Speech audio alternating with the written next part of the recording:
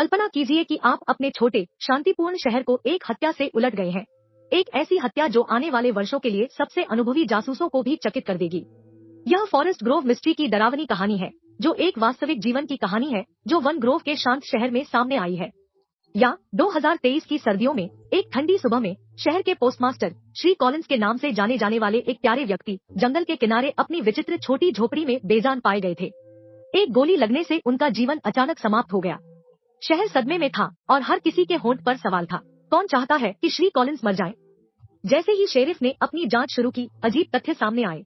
अपनी समयबद्धता के लिए जाने जाने वाले श्री कॉलिंस ने उस सुबह डाकघर नहीं खोला था। उसका नाश्ता अछूता अभी भी गर्म था। मेज पर अशांति का एकमात्र संकेत एक टूटी हुई खिड़की थी। टूटे हुए कांच के माध्यम से सर्दियों की ठंडी हवा सीटी बजा रही थी। संघर्ष के कोई संकेत नहीं थे, ब्रेक का कोई सबूत नहीं था। ऐसा लग रहा था जैसे हत्यारा पतली हवा में गायब हो गया हो। लीड की कमी ने शहरवासियों को अटकलें लगाने के लिए प्रेरित किया। क्या यह एक असंतुष्ट ग्राहक, एक गुप्त प्रेमी, या शायद श्री कॉलिंस के अतीत से एक कड़वा दुश्मन था? सिद्धांतों की भरमार थी, लेकिन कोई भी संतोषजनक उत्तर नहीं दे सका। फिर एक अप्रत्याशित स्वीकारोक्ति के रूप में एक सफलता मिली।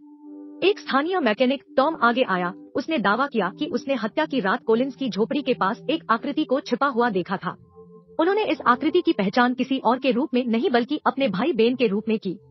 लेकिन बेन, समुदाय के एक सम्मानित सदस्य, श्री कॉलिंस को क्यों मारेंगे? जवाब एक रहस्य में निहित था जो वर्षों से दफन था। अपनी युवावस्था में बेन एक कार दुर्घटना में शामिल था जिसने एक युवा महिला की जान ले ली थी। अपराध बोध ने उसे शराब और एकांत के जीवन के लिए प्रेरित किया था।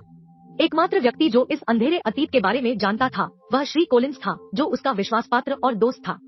लेकिन जब मिस्टर कॉलिंस ने नशे की हालत में ईमानदारी के नशे में शहर की गपशप रानी के सामने यह रहस्य खोल दिया,